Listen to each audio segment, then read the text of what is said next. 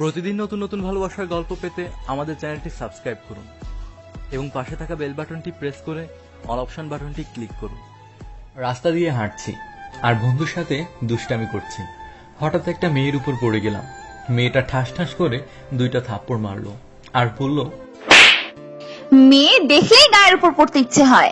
আপনার ছেলে দেখলেই গায়ের উপর পড়তে ইচ্ছা হয়। এই কথা শোনার পর মেয়েটার চোখ লাল হয়ে গেছে। পাশে তাকিয়ে দেখলাম বন্ধু হাওয়া হয়ে গেছে। আর মেয়েটার এই চেহারা দেখে আমি একটা দৌড় দিতে যাব, তখন মেয়েটা আমাকে ধরে ফেললো। কি কই পালাবি? কি জানি বলছিলি? আরে না আপু, কি বলবো, বললাম আপনি অনেক ভালো মিষ্টি একটা মেয়ে। হো তাই না? আপু পেছনে দেখেন, আপনার বাবা আসতেছে। আমাকে ছেড়ে পেছনে তাকালো। আমি দিলাম এক দৌড়। ওখান থেকে এক দৌড়ে হাওয়া হয়ে গেলাম। সামনে তাকিয়ে বলতে লাগলো, কি রে পালালি কেন? তোরে আরেকবার পেনি বুঝতে পারবি আমি কি জিনিস। আর আমি এক দৌড়ে আবুলের দোকানে আসলাম। এসে দেখি রাফি এখানে বসে চা খাচ্ছে। আমাকে দেখে বলল, কি রে অনি, তুই ফিরে আসলি কেমনে? কেন রে, ওই মাইয়া কি বাঘ নাকি?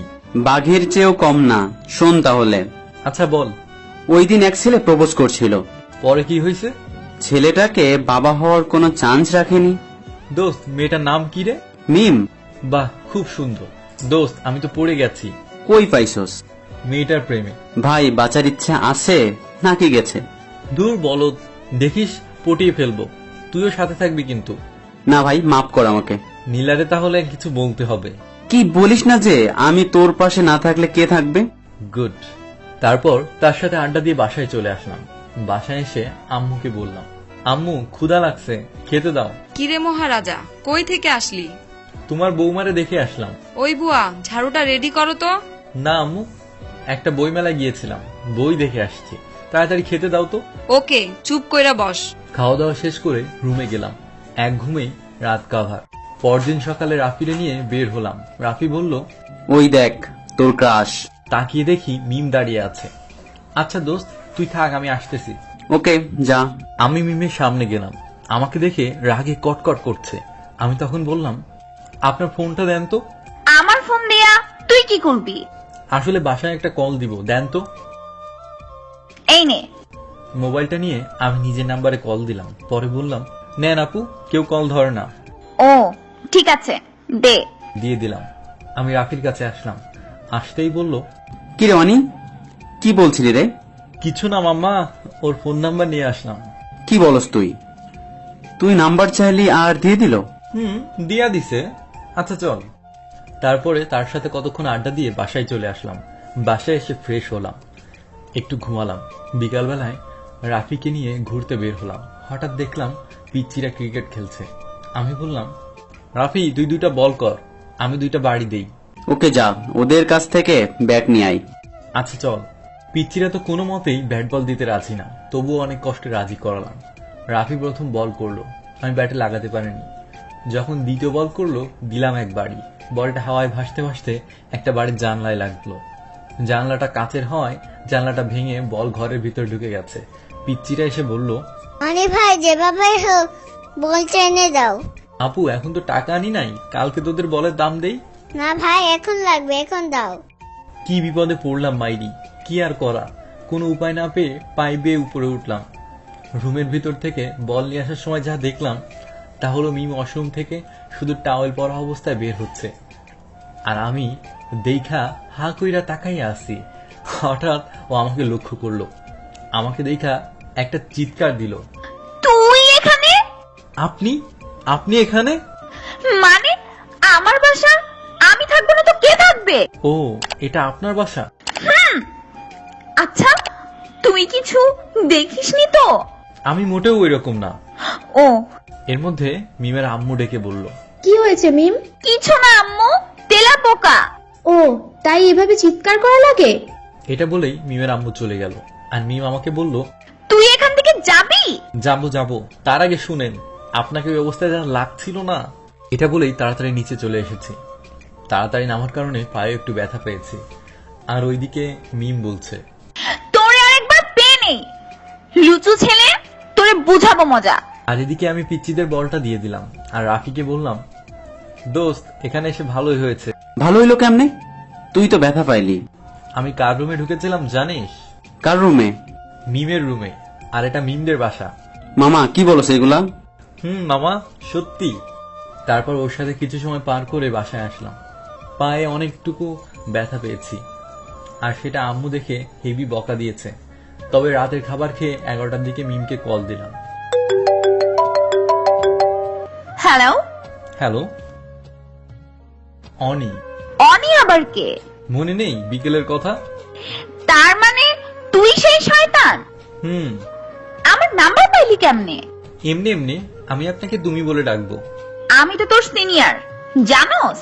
তো কি হয়েছে? আচ্ছা মিম, তোমার এফবিআইডিটা দাও তো। কি বললি তুই? একে তো তুমি করে বলছিস, তারপরে আবার নাম ধরে। এফবিআইডি দাও। দিলাম না তোরে। না হলে সারা রাত ডিস্টার্ব করব।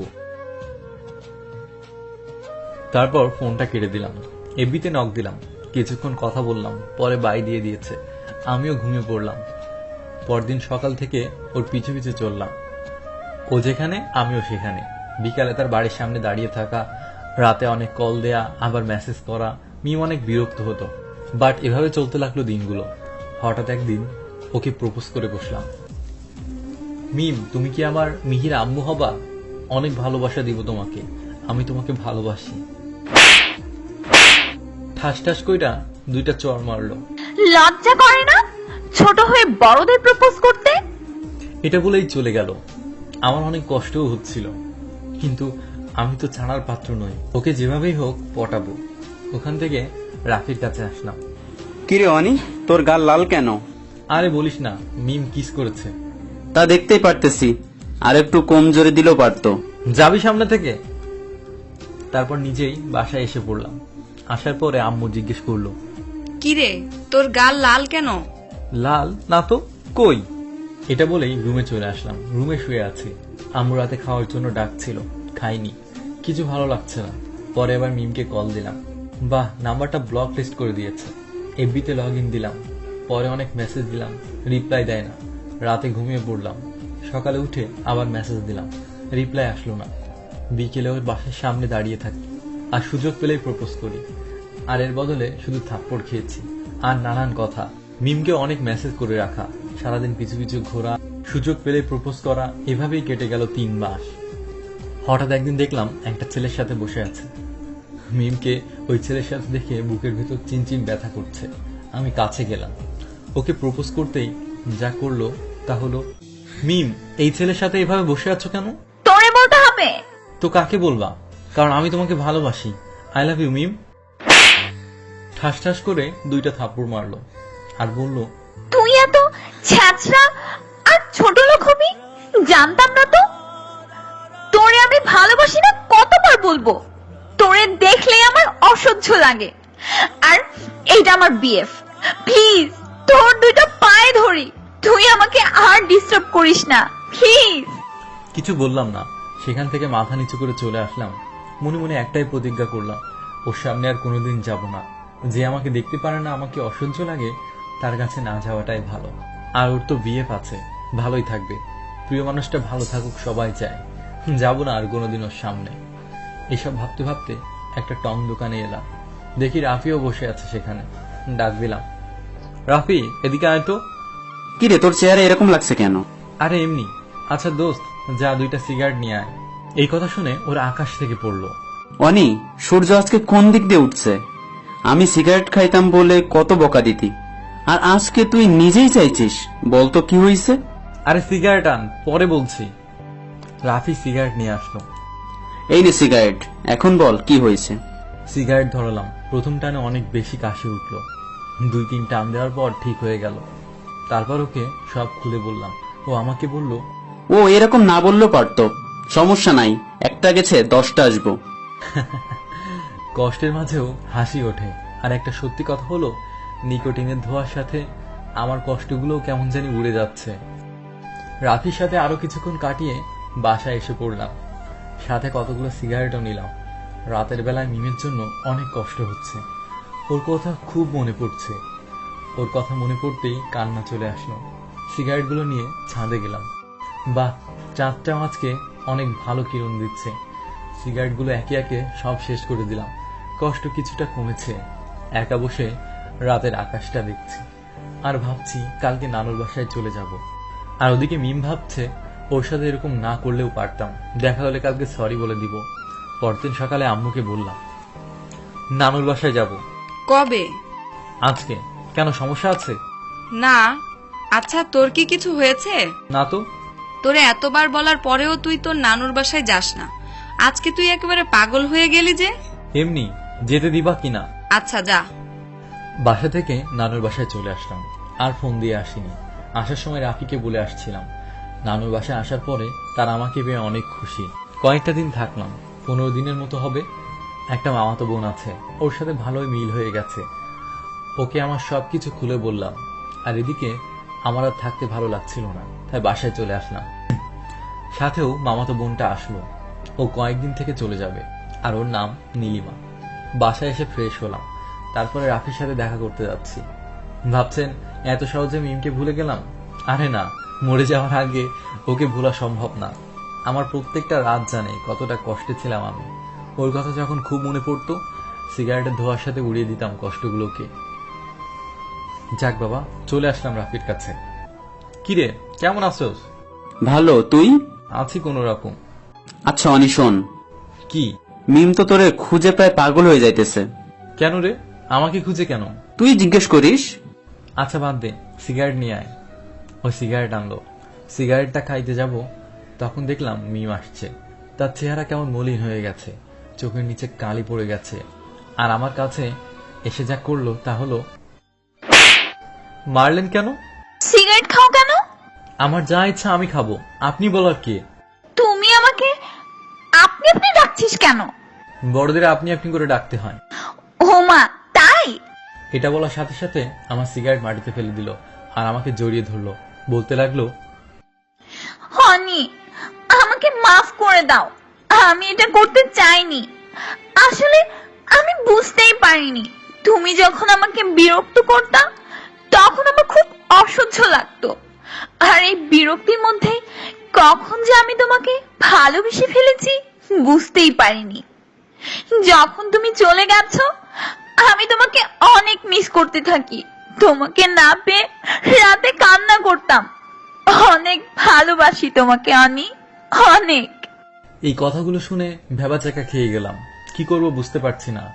আর মিম যেহেতু আমাকে এতদিন কষ্ট দিয়েছে, আমিও একটু কষ্ট দেই, পরে না হয় মেনে নিব।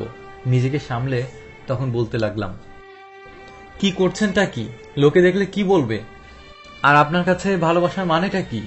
আজকে একজনকে পাইলেন, আবার কালকে আরেকজন। বাহ, ভালোই নাটক পারেন। নোবেল দেওয়া উচিত আপনাদের মতো মেয়েদেরকে। এটা বলেই ওখান থেকে রাফিকে নিয়ে চলে আসলাম। মিম কথাগুলো শুনে কান্না শুরু করে দিয়েছে। আমারও কম কষ্ট হচ্ছে না। কথাগুলো বলতে অনেক কষ্ট হয়েছে, কলিজাটা ছিঁড়ে যাচ্ছিল। ওখান থেকে বাসায় আসলাম, বোনের সাথে আড্ডা দিলাম, আর রাতে একটা প্যাকেট সিগারেট শেষ করলাম।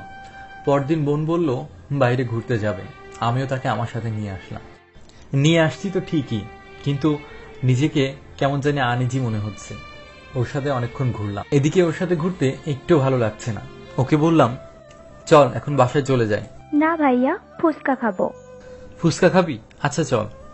তারপর ওকে নিয়ে ফুচকা হাউজে ঢুকলাম। ফুচকা অর্ডার দিলাম 1 প্লেট।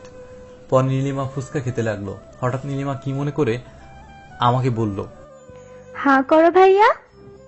না, এসব খাই না। ওকে। একথা বলতেই দেখলাম মিমও ফুচকা হাউজে ঢুকছে। কি টাইমিং বাবা! আমি মিমকে দেখিয়ে ওর হাতের ফুচকাটা খেয়ে নিলাম।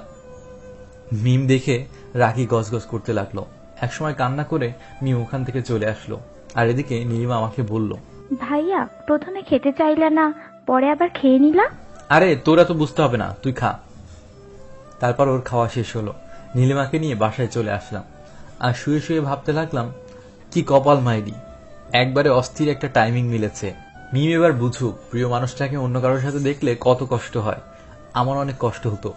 পরের দিন নীলিমা আবার বায়না ধরলো, ওকে নিয়ে আজকেও ঘুরতে যেতে হবে। তারপর ঘোরাঘুরি করছি, এমন সময় আমার চোখে একটা পোকা পড়লো। আমি বললাম, দেখ তো নীলিমা, চোখে কি জানি পড়েছে। আর এটা মিম দেখেছে। কাছে এসে, অন্যের বিএফের সাথে ঘুরতে লজ্জা লাগে না? লজ্জা বলে কি কিছু নেই? ছেলে দেখলে গায়ে হাত দিতে মন চায়। কথাগুলো শুনে নীলিমা ভেবাচেকা খেয়ে গেল। তখন আমি ঠাস ঠাস করে 2টা চড় মারলাম মিমকে, আর বলতে লাগলাম, কি ভেবেছিস নিজেকে? আর শোন, ও আমার জিএফ, ওর ঠিকই লজ্জা আছে, তোর লজ্জা নেই। আর শোন, আমি তোকে ভালোবাসি না, বাই, ভালো থাক। মিম কথাগুলো শুনে কান্না করতে করতে বাসায় চলে গেল, আর নীলিমা আমাকে বলতে লাগলো, ভাই, এটাই কি তোমার মিম?